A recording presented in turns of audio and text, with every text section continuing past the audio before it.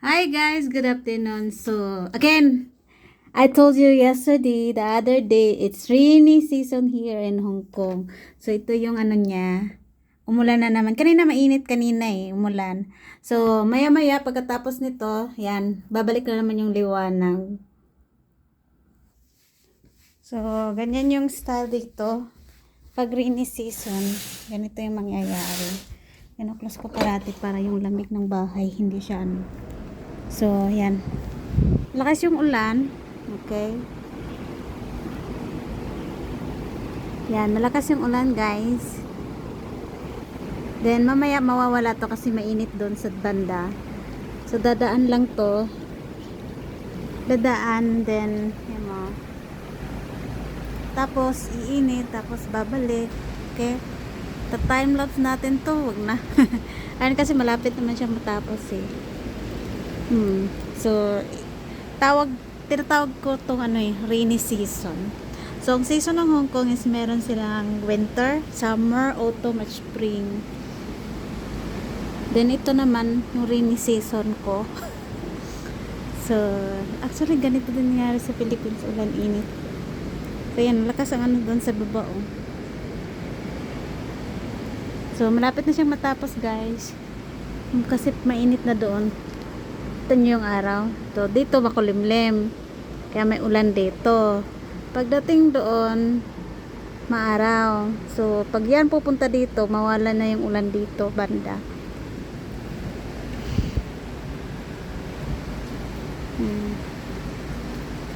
I think yan yung Causeway Bay. Parang Causeway Bay dyan na side. Or Hongham. I think Causeway Bay. Hindi yung Causeway Bay. Dito ito yung Causeway Bay. Oh.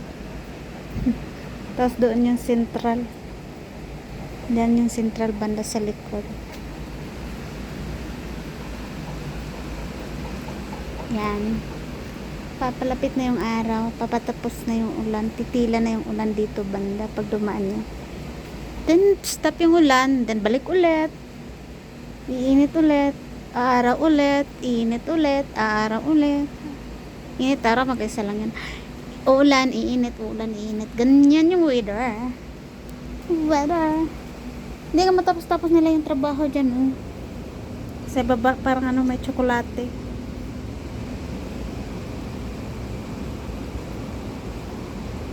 Mahirap magtrabaho pag pag ganito yung season.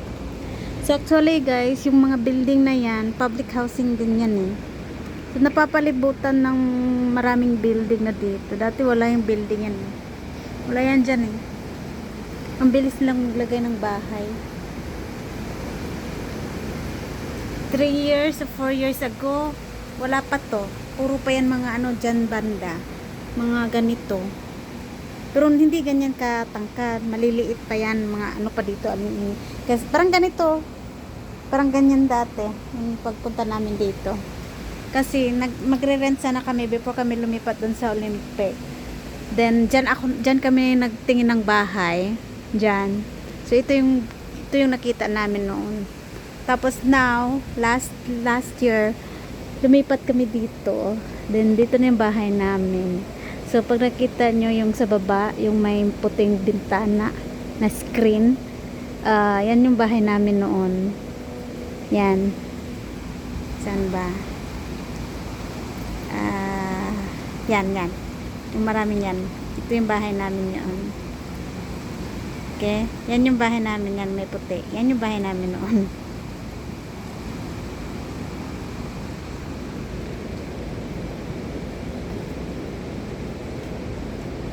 Yan yung bahay namin noon. Then tapos dyan, sabi ko sa inyo titila yung ulan eh. Wala na. Tumila na yung ulan, Sabi ko sa inyo, babalik at iinit yan. Tapos mawawala. Doon yung malakas yung ulan. Doon sa may malaking building. Pero dito wala na. Bigla lang nawala yung ulan. So, inantay ko talaga guys. 4 minutes yung ulan. Ano pa 4 minutes interval? Ayan guys. So, 4 minutes interval yung ulan dito eh. Wala yan. Wala na ulan. ulan. Wala na. Maano na, maliwanag na dito. Yan. Sabi ko sa inyo eh. Yan oh. Nakita nyo na doon. 4 minutes interval. 4 to 5 minutes interval yung ulan. Oh. Liwanag na guys. Maliwanag na yung langit. Nakita nyo? Maliwanag na. Yan. No more rain. Client mo. Ganyan yung season dito. Oh, kaya kita nyo yung malakas na ulan. Hangin. Maliwanag na yung Hong Kong. Yan. Maliwanag na yung Hong Kong.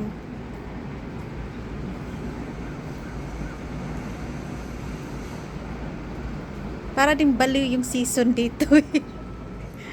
Yan, maliwanag na yun. Imagine na, kanina maulan, di ba? Ulan-ulan, oh.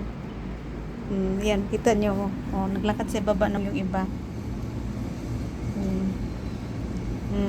Wala nang payo, oh.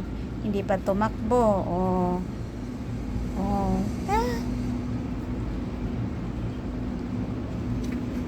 Kasi nga ganito yung season. Naka-open yung umbrella nila kasi basa pa yan. Katatapos lang ng ulan. Oh. Yung hindi nyo nakita kanina na maitim doon banda, makita nyo na. Oh. Ba? Mamaya babalik din yung ulan na yan. So guys, ganyan yung season dito. So bye-bye. Bye.